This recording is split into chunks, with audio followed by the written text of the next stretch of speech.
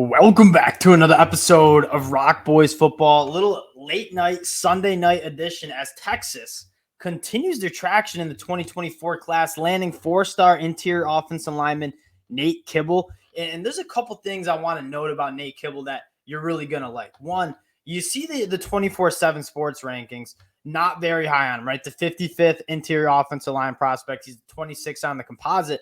Depending on where you shop, Nate Kibble, ESPN has him as the 10th best interior offensive line prospect, and Rivals has him as the 16th best prospect in the country at that interior offensive line spot. So this is a guy in Power 5 teams certainly see Nate Kibble like that too. You look at his offer list, Texas A&M was in on him, LSU was in on him, and the Texas Longhorns able to get it done. And shout out Kyle Flood. Like Kyle Flood has done a phenomenal job, even dating back to his time at Alabama, bringing in guys like J.C. Latham, and then at Texas, Calvin Banks, DJ Campbell, Peyton Kirkland in the 2023 class.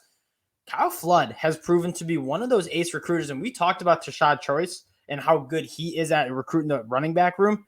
Kyle Flood's starting to get it done on the offensive line as well. Now, before we get into it again, just want to say thank you to you guys and all the support during the recruiting season, especially the Texas fans. We talked Jarrett Gibson last weekend, or yesterday, I should say, and you guys have shown just a ton of support to the boys. So if you do enjoy the content, consider subscribing to the channel. Texas fans, I think it's going to be a busy next couple weeks on the trail. So if you do enjoy the updates, lock it in. I will try to cover as many of these guys as I can for you guys. And let's get into Nate Kibble. We're going to get into the film. The first thing I like in kind of previewing the film, I just finished up watching it a little bit ago. Really good athlete for his size. And you take a look back at someone like Peyton Kirkland, who you love the frame, right? 6'6", 350 pounds. You love the frame. When you turned on the tape, you saw the athleticism not quite there, right? He's kind of a work in progress. You got to get him in that strength room and figure out what the right weight is for him and get him moving like an offensive lineman in the SEC, right? Nate Kibble, he's a phenomenal mover. When in terms of how big he is, really, really good athlete, really, really good feet, and he is strong as an ox, right? What he lacks in maybe stature, right? The length might not be there for a tackle. He is extremely strong. He's extremely good at mirroring pass rushers. To turn on the film, you're going to see it right away. Like, there is a lot to like about what Nate Kibble brings to this room. And the first thing you're going to see is those feet in space. And then you're going to see just a little bit of nasty in him, right? He, in terms of talking about what Texas wants to do, changing this culture around, being a little bit more of a physically imposing team, like Nate Kibble certainly bringing that to the table for Texas. And you're going to see him. I mean, he works at right tackle, which gives you a little bit of that versatility, right? Can play inside, can play outside.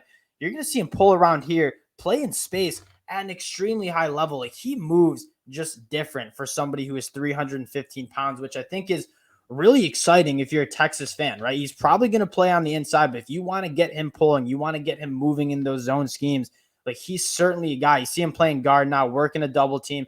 He's just a dog.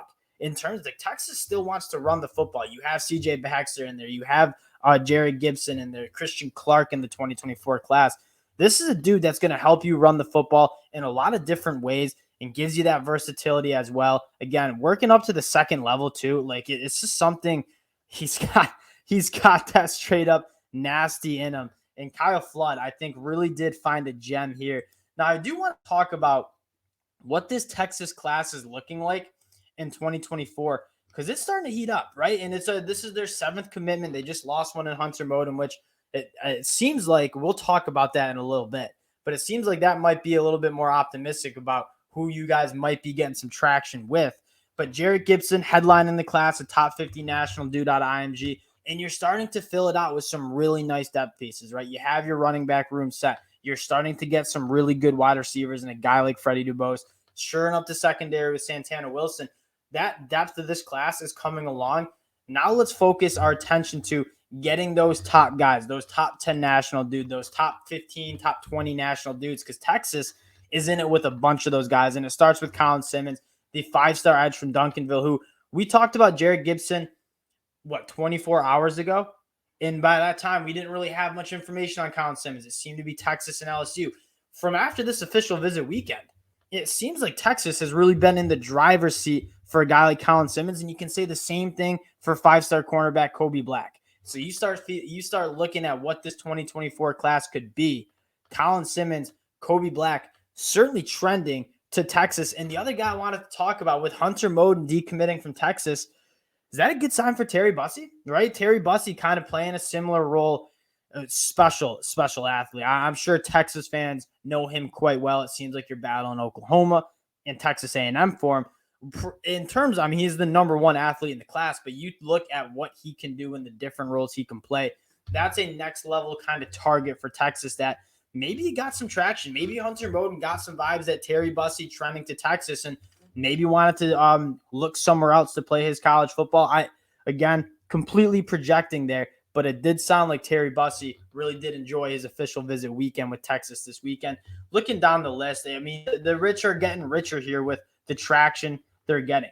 A guy in Jordan Johnson-Rubel trending to Texas, a dude that can play that safety spot, can come up and play that nickel. As a Michigan guy, Michigan's on his list. I would love him to play in Ann Arbor. It does sound like Texas is going to get him. That's going to be two guys from IMG Academy heading to Texas, which you absolutely love.